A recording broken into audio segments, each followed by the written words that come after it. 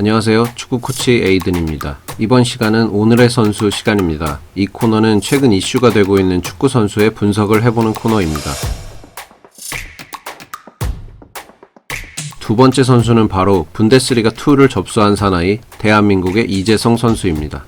이재성은 분데스리가2에 입성한 2018년부터 꾸준한 기회를 받았습니다. 주전 선수로서 플레이했고 경기 선발 횟수, 출전 시간 등이 매년 늘어났습니다. 공격 포인트도 꾸준히 기록했고 특히나 이번 시즌 DFB 포칼에서 홀스타인 킬이 바이에른 뮌헨을 잡으면서 팀의 주축인 이재성에 대한 유럽 내의 관심이 높아진 한 해였다고 말할 수 있습니다. 소속팀과 재계약을 하지 않으면서 2021년 7월 1일부터 자유계약으로 영입할 수 있는 이재성 선수에게 독일과 잉글랜드를 포함한 5개의 클럽과 링크가 뜨고 있습니다.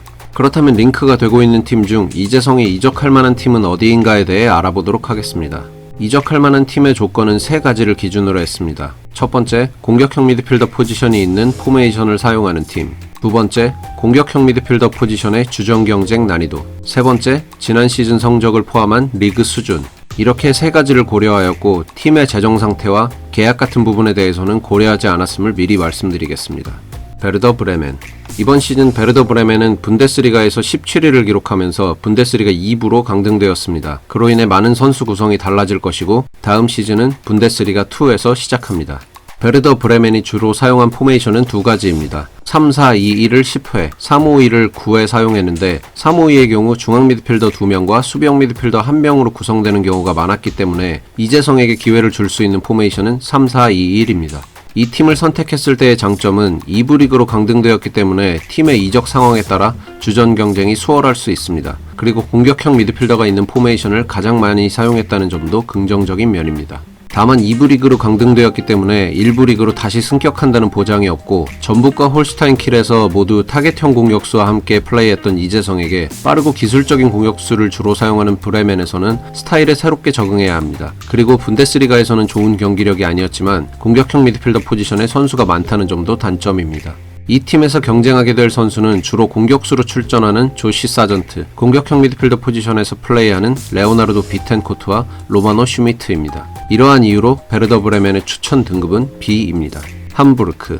이번 시즌 함부르크는 분데스리가2에서 4위를 기록하면서 1부 리그로 승격하지 못했습니다. 다음 시즌도 2부 리그에서 시작합니다. 함부르크는 다양한 포메이션을 사용했습니다. 4-2-3-1 포메이션을 12회로 가장 많이 사용했지만 4-1-4-1과 3-4-2-2를 5회, 그리고 4-3-3을 4회 사용했습니다. 이 중 4-3-3을 제외한 나머지 포지션은 이재성이 모두 뛸 수 있는 포메이션입니다. 함부르크에 이적하게 되면 중앙 미드필더로도 기용이 가능한 제레미 두지약 정도를 제외하면 주전 경쟁을 하기에 수월하다는 장점이 있습니다. 다른 선수들이 공격 포인트에서도 앞서지 않기 때문에 더더욱 주전 자리를 차지하기 어렵지 않을 것입니다. 그리고 분데스리가2에 함께 있는 팀이었기 때문에 이재성에 대해서 잘 알고 있고 다른 팀들에 비해 이재성을 활용하는 방법도 더 잘 알고 있을 확률이 높습니다. 다만 현 소속팀인 홀슈타인 킬과 같은 리그에 있기 때문에 이재성의 입장에서는 1년을 더 허비한다는 느낌이 들 수 있고 이번 시즌에 홀슈타인 킬보다 낮은 성적인 4위를 기록한 함부르크가 다음 시즌에 승격한다는 보장이 없다는 점도 큰 단점입니다. 함부르크는 2017-2018 시즌에 2부로 강등된 이후로 승격하지 못하고 있습니다.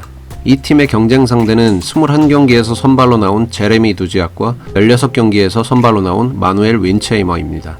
제가 생각하는 함부르크의 추천 등급은 A입니다. 호펜하임. 호펜하임은 지난 시즌 분데스리가에서 11위를 기록했습니다. 11승 10무 13패로 중위권 정도의 성적을 거뒀고 다음 시즌도 분데스리가에서 시작합니다.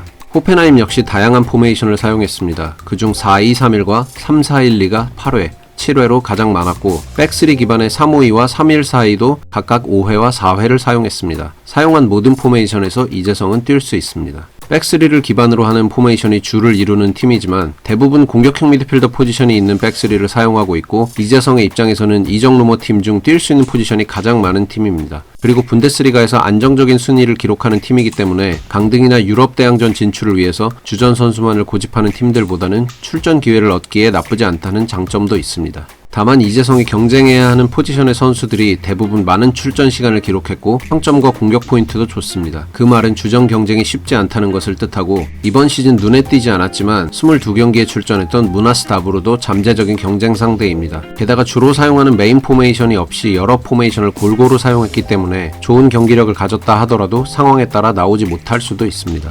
팀 내 출전 시간 3위이자 최다 득점자인 안드레이 크라마리치, 팀 내 출전 시간 4위이자 6골 3어시스트를 기록한 크리스토프 바움가르트너가 주전 경쟁을 펼쳐야 하는 상대들입니다. 그나마 출전 시간과 공격 포인트에서 밀리는 오른쪽 윙포워드 로버트 스코프가 상대하기 수월한 경쟁 상대입니다. 제가 생각하는 호펜하임의 추천 등급은 A입니다.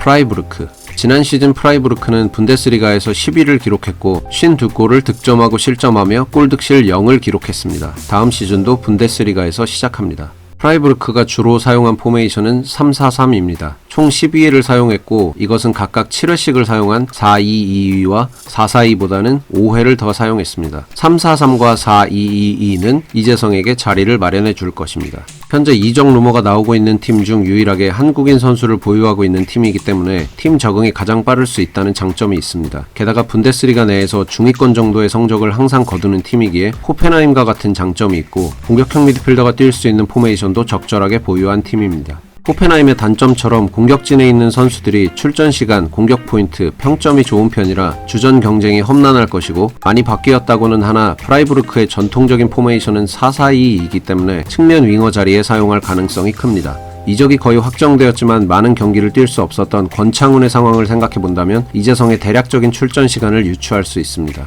이 팀에서 마주하게 될 잠재적인 경쟁자는 2명입니다. 27경기를 선발로 나온 빈첸초 그리포와 22경기에서 선발로 나온 롤란드 살라이입니다. 그리포는 팀 내 평점 1위, 살라이는 7위였으며 포지션으로 봤을 때 주전이자 세트피스 키커인 빈첸초 그리포와 경쟁하게 될 확률이 높습니다. 프라이부르크의 추천 등급은 C입니다.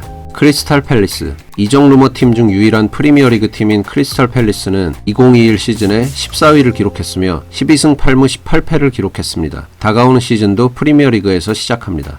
크리스탈 팰리스의 메인 포메이션은 4-4-2입니다. 총 26회를 사용했고 두 번째로 많이 사용한 4-3-3과는 17회의 차이가 납니다. 이재성은 이 팀에서 좌우 윙어 포지션 혹은 중앙 미드필더 포지션에서 뛸 것으로 예상합니다. 현재 세계 리그 순위 2위인 프리미어리그에서 뛸 수 있는 기회라는 것은 이재성에게 달콤한 유혹이 될 것이고 이청용이 뛰었던 구단이기 때문에 한국 선수에 대한 이해도가 있는 구단이라는 것도 장점입니다.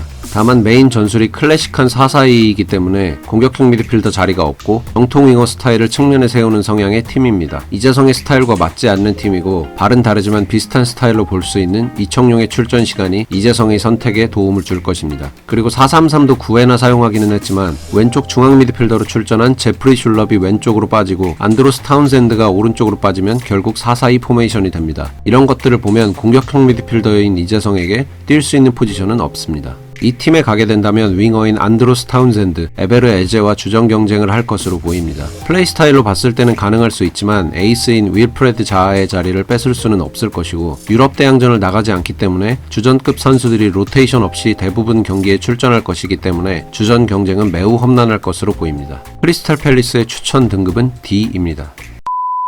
지금까지 이재성의 이적 루머 팀들에 대해 알아보았습니다. 확실한 출전 시간을 위해서는 함부르크로, 일부 리그 메리트 및 상위 리그 도전을 위해서는 호펜하임이 이적하기에 좋은 팀으로 보입니다. 유럽 무대에서의 경험도 쌓였고 병역 문제도 이미 해결된 만큼 선택지가 많겠지만 적지 않은 나이임을 고려했을 때 이번 선택은 이재성의 커리어에 큰 영향을 미칠 것입니다.